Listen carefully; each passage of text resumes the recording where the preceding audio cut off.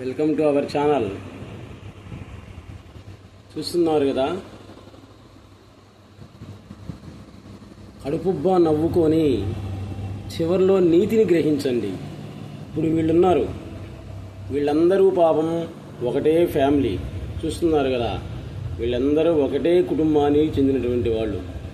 వీళ్ళు ఎందుకు తయారయ్యారంటే మన కుటుంబాలను నాశనం చేయడానికి తయారయ్యారు. పాపం వీళ్ళు ఒకరిని చూసి ఒకళ్ళు మేమంటే గొప్ప, మేమంటే గొప్ప, మేము లేకపోతే మీ జీవితమే లేదు, నేను లేకపోతే ప్రభుత్వమే లేదు, నన్ను వినక ఎవరైతే మర్చిపోతారో ప్రభుత్వాలు కూడా పాడైపోతాయి, కాబట్టి అందరూ కూడా మమ్మల్ని ఆదరించాల్సిందే అని పాపం ఈ కుటుంబంలో నుండి వీళ్ళందరూ కూడా ఒకరి మీద ఒకరు పోటీలు పడుతున్నారు. ఇది కేవలం హాస్యం కోసమే.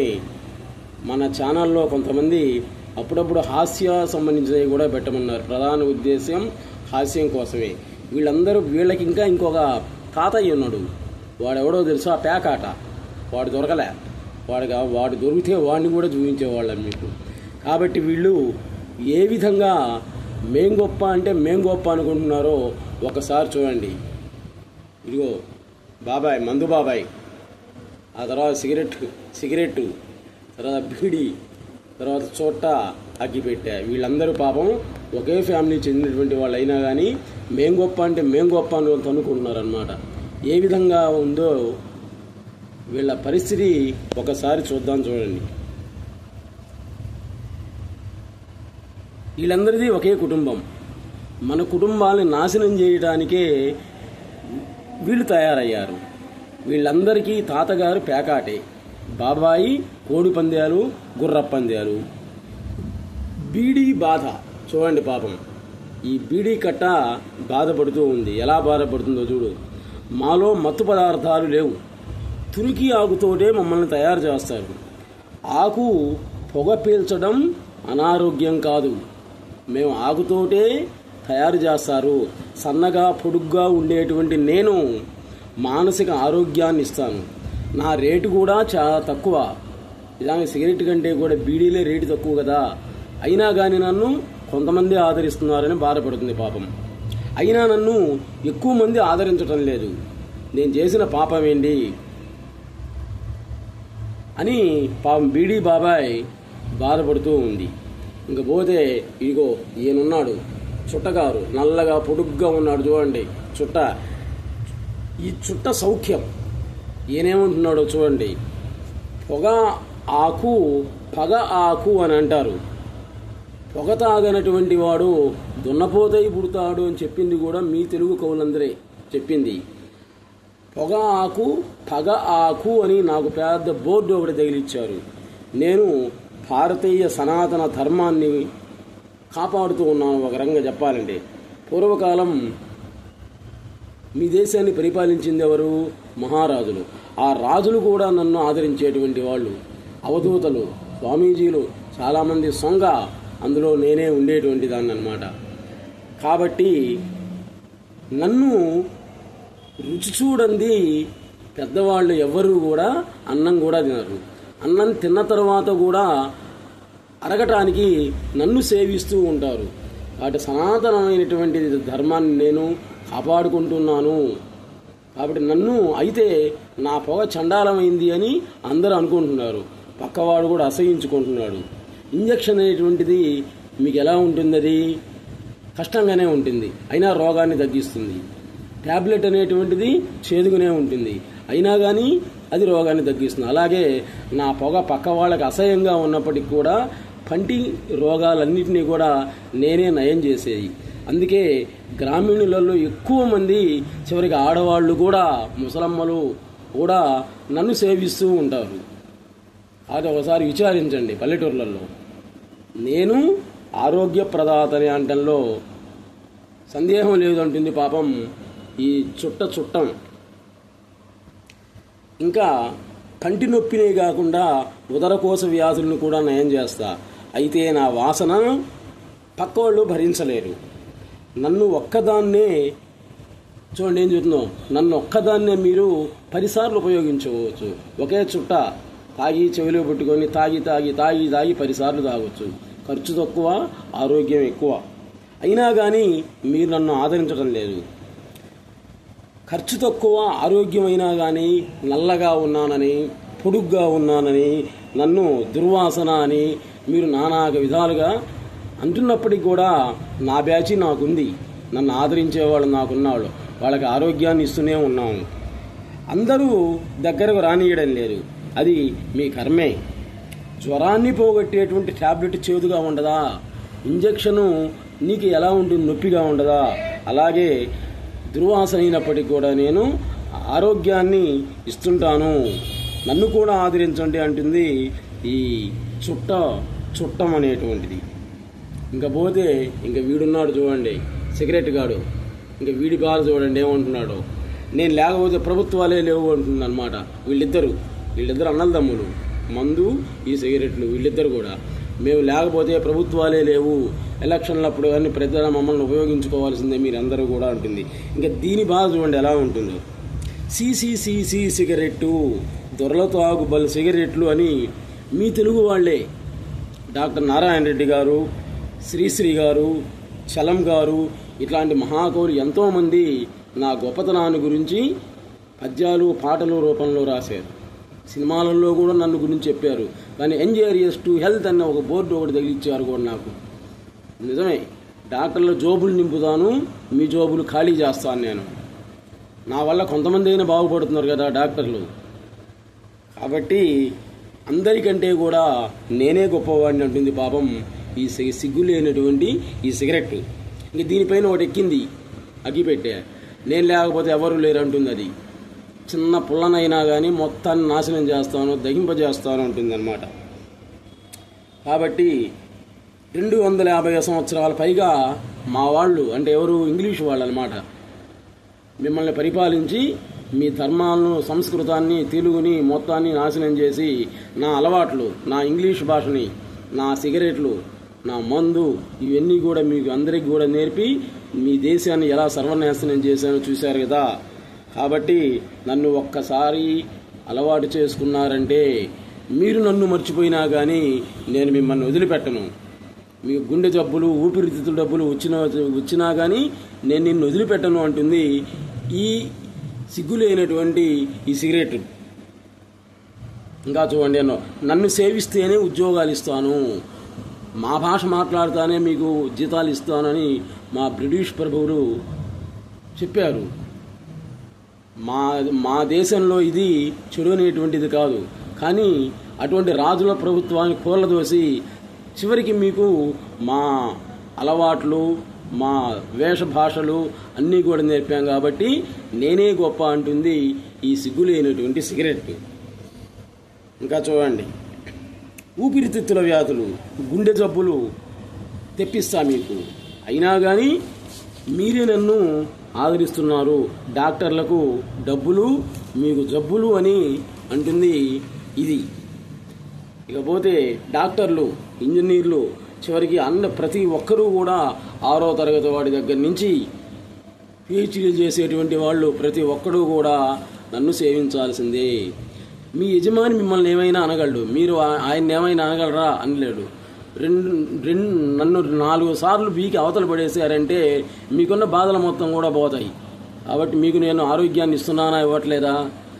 అనారోగ్యాన్ని ఇస్తున్నా, ఆరోగ్యాన్ని కూడా ఇస్తున్నా అని అంటుంది పాపం. ఇది మానసిక ఒత్తిడి దూరం చేస్తున్నాను కదా అంటుంది. నేను మీ క్షేమాన్ని కోరుతున్నానా లేదా ఒకసారి ఆలోచించుకో అంటుంది పాపం. ఇది నన్ను మీరు వదిలిపెట్టినా మీరు చచ్చేంత వరకు నేను మిమ్మల్ని వదిలిపెట్టను. చచ్చిన తర్వాత కూడా మీ శవంతో పాటు పక్కన నేను ఉండాల్సిందే, నన్ను ఉంచాల్సిందే అంటుందన్నమాట. నిజమే కదా. ఏ అలవాట్లు ఉన్నటువంటి వాడికి ఆ అలవాట్లని చచ్చిపోయేవాడి శవం పక్కన ఉంచుతారనమాట. కాబట్టి అది మా గొప్పతనం కాదా అంటుంది ఇది. కాబట్టి మీకు దగ్గు వస్తున్నా అది ఎలాంటిదని నన్ను వదిలిపెట్టరు మీరు. ఎలా అంటే అవధూతో రగిల్చేటువంటి ధుని లాంటిదే నేను. అంత గొప్పవాడిని నేను లేకపోతే అసలు ఎవ్వరూ లేదు. కాబట్టి నన్ను మర్చిపోయి మీరు ఇబ్బందులు పడొద్దు, మిమ్మల్ని సర్వనాశనం చేస్తాను. అయినా కానీ ఆనందాన్ని, తాత్కాలిక ఆనందాన్ని ఇస్తాను, శాశ్వతమైనటువంటి నాశనాన్ని కల్పిస్తాను అంటుంది ఈ సిగ్గు లేనటువంటి ఈ సిగరెట్ పెట్టే. ఇంకోటి ఉంది, కనపడుతుంది కదా మందు. ఇది చూడండి ఇదేముంటుందో. మా కుటుంబంలో అందరికంటే గొప్పవాడిని నేనే అంటుందన్నమాట. ఇది ఎందుకు అంటే చెప్తాను చూడండి. ఆదాయాలు తెచ్చేది నేనే ప్రభుత్వానికి. నన్ను నిషేధిస్తాము అంటారు. నిషేధించమనంటే చూద్దాం. నన్ను నిషేధిస్తే ప్రభుత్వాలే కూలిపోతాయి అంటుందన్నమాట. నేనే లేకపోతే మొత్తం నాశనం అవుతుంది. గుండె జబ్బులు తెచ్చేది నేనే, రూపుమాపేది నేనే. నాలోని ఆల్కహాలు మీ టానిక్కులలో ఉంటుంది. మీరు తీసుకునేటువంటి టానిక్కులలో ఆల్కహాల్ అనేటువంటిది ఉంటుంది. ఆల్కహాల్ లేకుండా తయారు చేయమనండి చూద్దాం. మీ భార్య మీద కోపం వచ్చినా, మైండ్ బ్లాక్ అయినా, మీ యజమాని మీద కోపం వచ్చినా, మీ పిల్లల మీద మీకు కోపం వచ్చినా మీరు వాళ్ళని ఏమనలేరు. నన్ను ఒక్కసారి 2 పెగ్గులు వేసుకుంటే చాలు మొత్తం మర్చిపోయి ప్రశాంతమైనటువంటి నిద్రలోకి జారుకుంటారు. సుషుప్తి అవస్థలోకి పోతారన్నమాట. మీరు ఎవరినైనా తన్నాలన్నా కొట్టాలన్నా నన్ను సేవిస్తే వచ్చేటువంటి ధైర్యం ఇంకెక్కడా ఉండదు. కాబట్టి నేను మీకు ఉపయోగపడుతున్నానా లేదా అంటుంది ఈ మందుబాబు. ఇంకా చెప్తున్నా చూడండి. మీ ఇల్లు గొల్ల కావటం ఖాయం, అయినప్పటికీ కూడా నీకు మనశ్శాంతి ఇస్తాను. ఉదయం పూటనేమో మల్లెపూల లాంటి తెల్లటి ప్యాంట్ షర్ట్ వేసుకొని వెళ్ళిపోతారు. బార్లలో పోయి దిట్టంగా నన్ను సేవించి ఇంటికి వచ్చేటప్పుడు మురిగుండలో పడేటువంటి పందిలాగా తయారయ్యి ఆ తెల్లటి వస్త్రాలన్నీ కూడా చిట్ట చివరికి మురికి వస్త్రాలు తయారై మురిగుంటలో ఉండే పందిలాగా తయారై ఇంటికి వచ్చి భార్యా పిల్లలతో చీవాట్లో అవసరమైన తన్నులు కూడా తింటుంటారు. అయినప్పటికీ కూడా నేను మీకు మేలు చేస్తున్నా చేయట్లేదు అంటుంది ఇది. నన్ను నిషేధించినట్లయితే పరిస్థితి ఏంటి? అందుకే నాణ్యంగా నన్ను తయారు చేయాలి అంటున్నారు అన్నమాట. నాణ్యం లేదు, ఏమీ లేదు. నేను లేకపోతే మీరు లేరు, మీరు లేకపోతే నేను లేదు, అసలు ప్రభుత్వాలే లేవు అంటుంది అన్నమాట. అన్ని కుటుంబాలను కూల్చేటువంటి మా బంధువుని ఎవరు ఏమీ చేయలేరు. స్వచ్ఛమైన మందు, స్వచ్ఛమైన మందు అంటారు. ఒక మందు అంటూనే స్వచ్ఛమైంది అంటున్నారు అన్నమాట. మీరు అంటే ఆ విధంగా మిమ్మల్ని నేను తయారు చేశాను అని అంటుంది. కాబట్టి ఇదంతా మనం కేవలం హాస్యం కోసమే చెప్పుకున్నాం. దీనివల్ల నీతి అనేటువంటిది ఏది అనేది తెలుసుకుంటాను. ఏదైనా కానీ లిమిట్గా ఉన్నట్లయితే ప్రమాదమే ఉండదు. అది అన్లిమిట్గా తయారైనట్లయితే జీవితాలే పోతాయి, స్వేగ ప్రాణాలే పోతాయి అనటంలో ఎటువంటి సందేహం లేదు. నికోటిన్ తగ్గించాలి, సిగరెట్లలో నికోటిన్ తగ్గించాలి. ప్రాణాపాయ పరిస్థితి కానటువంటి మందులు ఎందుకంటే వీళ్ళు బాగా అలవాటు పడిపోయారు, ఇంకా అవి వదలవు. వచ్చిన తర్వాత శవంతో పాటు అవి కూడా పెట్టాల్సిందే అన్నమాట. ఆ విధంగా వాటితోటి స్నేహం చేశారు పాపం వీళ్ళందరూ కూడా.